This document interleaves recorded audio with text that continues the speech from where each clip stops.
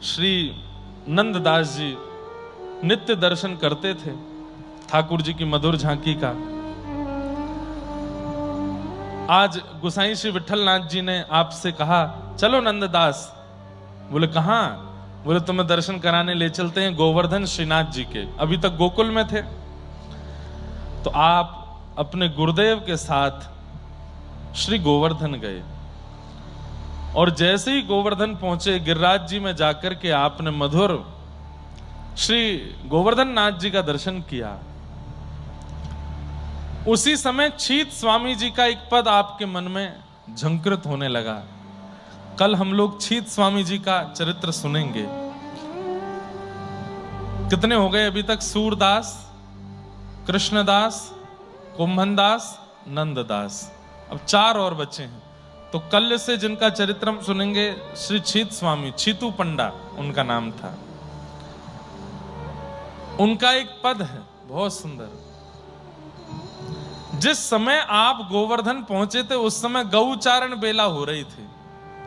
वो पद मुझे मिला नहीं है कि इस पद की पूर्ति की है फिर नंददास जी ने। और श्री छीत स्वामी जी का पद चल रहा है। आगे गाय पाछे गाय, आगे गाय पाछे गाय, आगे गाय पाछे गाय, आगे गाय पाछे गाय।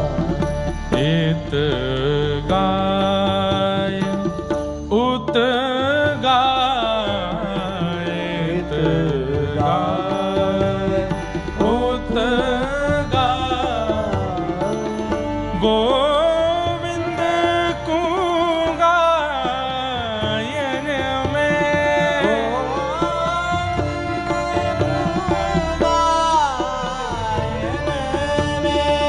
बसी वो ही भावे, बसी वो ही बिल्कुल यही झांकी दिख रही है।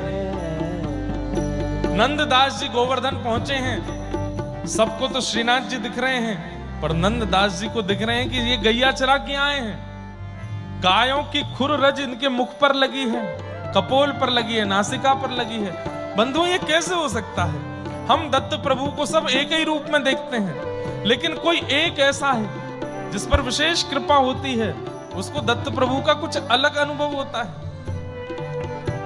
कल भी गुरुजी बता रहे थे कि हम, जैसे महाराज जी आप बता रहे थे गिरधर लाल जी बदल गए, जब आए थे तब पतले थे अब मोटे। बोले हमारे दत्त प्रभु भी कभी कभी लगता है इनका पेट खूब भर गया, कभी कभी लगता है ये थोड़े तगड़े हो गए, कभी कभी सुस्त लगते हैं, कभी कभी प्रसन्न लगते हैं। और जो भागवत जी के सन्मुख विराजमान दत्त प्रभु की झांकी है, इनमें भी, इनके तो मैं भी अनुभव करता हूं कथा सुनते सुनते।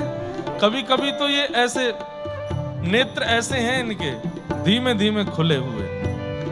कभी कभी कथा बड़ी रोचक चलती है तो इनके नेत्र खुल जाते हैं, ऐसे बैठ के सुनते हैं पूरी। कभी कभी अनुभव होता है इनमें भी। प्रेम रस जब चित्त में भर जाता है ना बंधुओं, तब ठाकुर जी होते वही हैं पर आपको अलग अनुभव होने लगता है। नंददास जी को क्या दर्शन हो रहा है? गोसाई विठलनाथ जी बोले कैसे लगे? बोले अरे गैया चरा के आए हैं, गौरज में सने हुए हैं ऊपर से नीचे तक, पूरे अंग अंग पे गौरज लगी हुई है। आगे गाय पाछे गाय, आगे गाय पाछे गाय। इत गाय उत गाय, इत गाय उत गाय। गोविंद को गायन में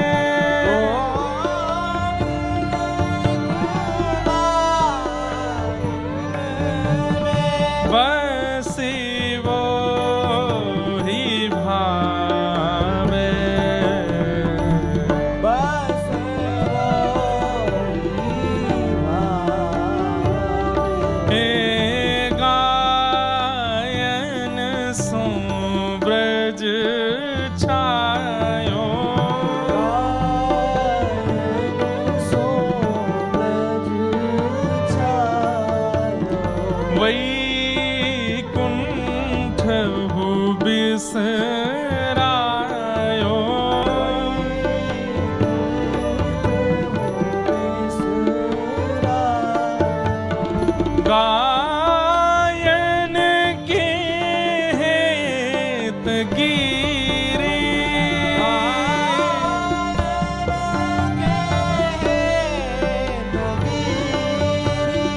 गायन के हेत गिरी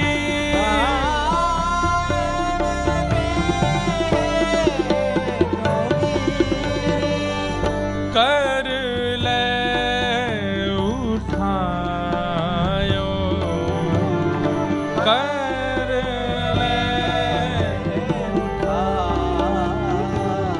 हे आगे गाय पाछे गाय आगे गाय पाछे इत गाय उत गाय इत गाय गोविंद को गायन में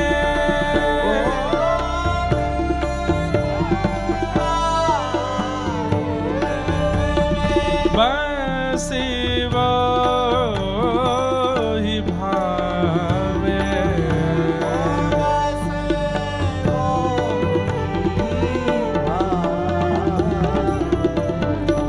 छीत स्वामी गिरधारी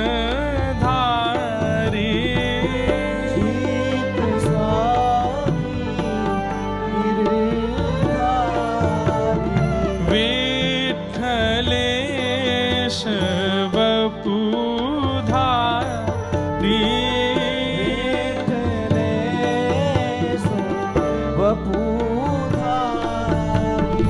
वारिया को भेष धरे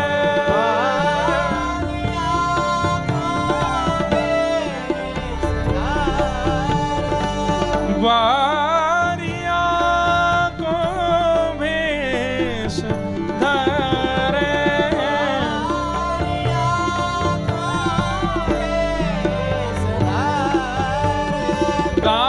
गायन में आवे गायन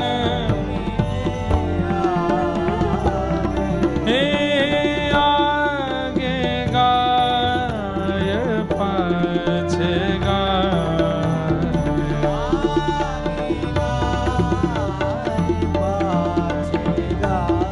हे आगे गाय पाछे गाय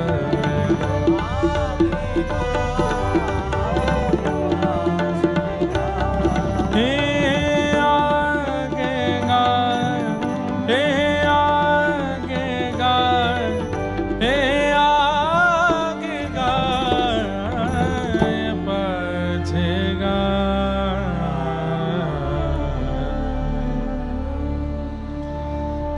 कभी आपके ठाकुर जी आपसे रूठ जाएं, क्या करोगे?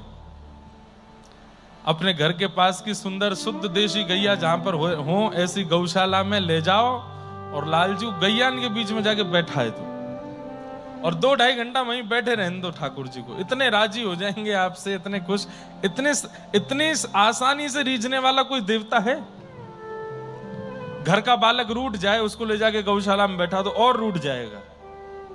गोबर में बैठा दिया, गौमूत्र में बैठा दिया ले जाके। तो हमारे ठाकुर जी कैसे हैं? 56 भोग मत पवाओ, कुछ और मत खवाओ, बस वो गैयाओं को देखने में उनको इतना अच्छा लगता है।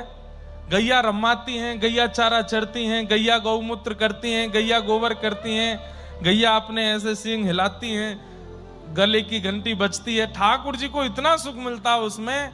कभी अगर लगे कि आपके घर के लाला आपसे रूठ गए, गौशाला ले जाओ और गैयान के बीच में बैठा दो, रहो राजी यहीं पे।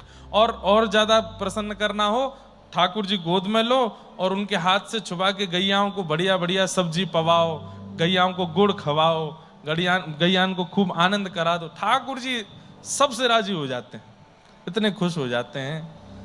बस फिर महीना 1.5 महीना में लेके जाते रहना। उनकी सबसे बढ़िया पिकनिक ही वही है कि गौशाला ले चलो, हमको गैया दिखा लाओ। गौ देखना बहुत प्रिय। नंददास जी ने जब श्रीनाथ जी के दर्शन किए तो गौ चारण का दर्शन हुआ कि अभी गैया चरा के आए हैं। मुखमंडल पर पूरी रज लगी है।